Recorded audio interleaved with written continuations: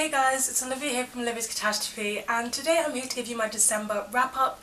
I read 6 books in the month of December and I didn't rate anything more than 3 stars, so it's kind of a meh reading month. Also, my hair is blue. You're welcome. Let's get on to the books.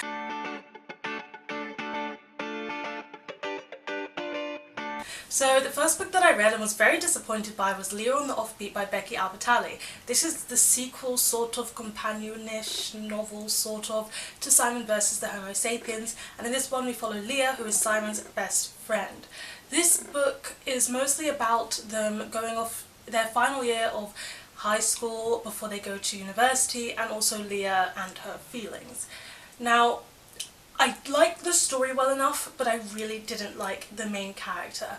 I feel like the thoughts she had about other people, especially her love interest in particular, were just really mean, and I couldn't like her at all because of that. I didn't like the comparing herself to other people, I didn't like how she looked down at other people, and I didn't like the way she treated other people, even her friends. And as well as that, I wasn't for the romance. I didn't ship them, especially because before they got together, Leah was having these not very nice thoughts towards the person that she ends up being with, and it basically ruined the whole romance aspect for me. I also felt very impatient with a lot of the characters, a lot of the drama. I felt like it could have been so easily avoided, and I mean, yes, going to university does change everything, but as someone who's been through it, it's not really the end of the world, and I know it can feel like at the time, but I feel like I didn't make as much drama out of it as some of the characters here did, so I just didn't feel connected. I was impatient with the characters. I mean, Becky Albertalli's writing style for once really worked with me, and I did enjoy her writing style, and I did enjoy all the parts where we got to see Simon, because Simon, and I just kind of wished we just had more of his story and less of Leah. The next book that I read, I listened to an audiobook, and that's Harry Potter and the Goblet of Fire by J.K. Rowling. This is the 4th book in the Harry Potter series. Yes, this is the first time I'm ever reading the Harry Potter series. No, I'm not going to tell you what it's about because I think everybody knows and could explain it better than I did. But yes, I read Harry Potter 4 and I'm still kind of disappointed in this series. I'm just not loving it. I think the world building is spectacular and amazing, and Stephen Fry, who reads the audiobook, is doing a brilliant job of keeping me as engaged as I possibly could be. I don't think I would have read the book if I hadn't listened to Stephen Fry reading it. I just don't feel anything for any of the characters, and I feel like the plot of this one in particular was so boring because nothing much happens until the very end. They're just in school doing school stuff, and like, I wanted a plot. So yeah, great world building, not very amazing characters, and not very amazing plot. I'm sorry in advance for the people who love Harry Potter and are like, why are you speaking such blasphemy?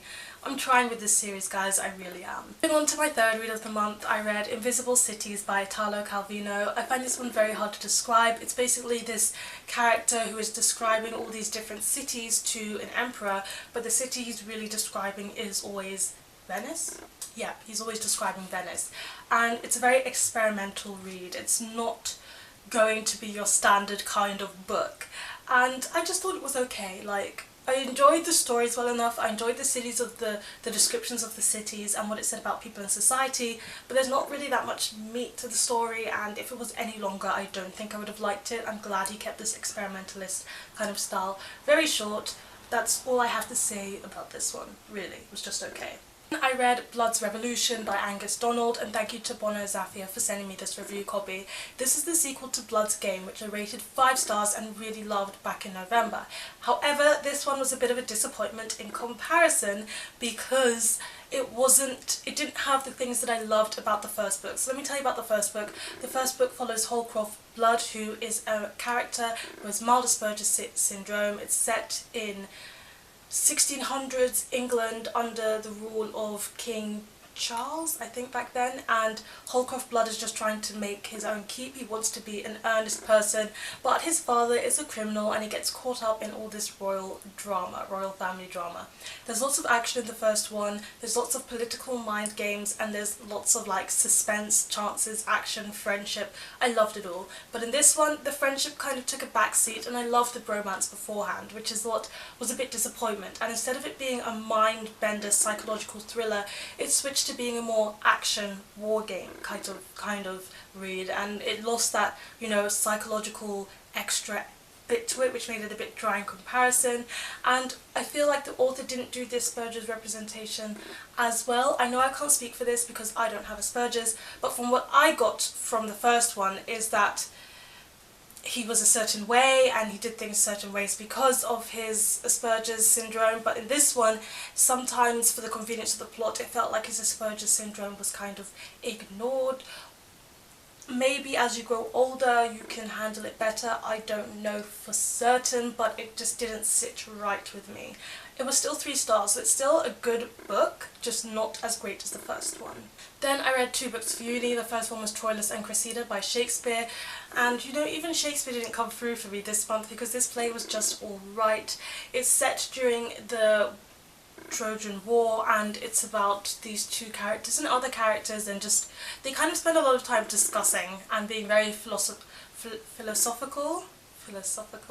So it's quite a hard read. If you find Shakespeare hard, this is the hardest Shakespeare read that I've done so far, just because they spend a lot of time talking about abstract ideas and opinions and discussing them, and there's not very much action to drive the plot, and I didn't really care about what the characters were talking about. Overall, I just felt a bit meh when I read this play and I can't exactly recommend it. And then the last book that I read was The Mystery of 31 New Inn by Austen Freeman. This one is a mystery novel, which is the first one in a series, and this was the only book that I rated 2 stars this month, so it was worse than all the other ones I read. And it was just not very good. It was very, very dry. Like, you know that feeling when you put turkey in your mouth and you don't eat turkey with any sauce? Yeah, that's how dry it was. It was just like eating chalk or something. I mean, the mystery itself was quite good and could have been very engaging and interesting if the author had written it better, because I felt no connection to any of the characters. Their friendship seemed very stale to me, and it was just written in such a boring way. There was no way he could have possibly detached me from the storyline and the characters better than the author did. Ouch. I feel bad saying that, but I'm speaking the truth.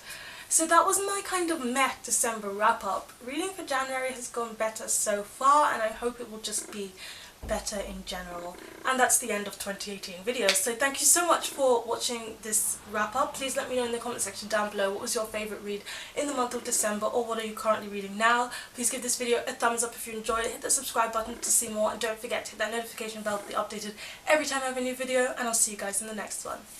Goodbye.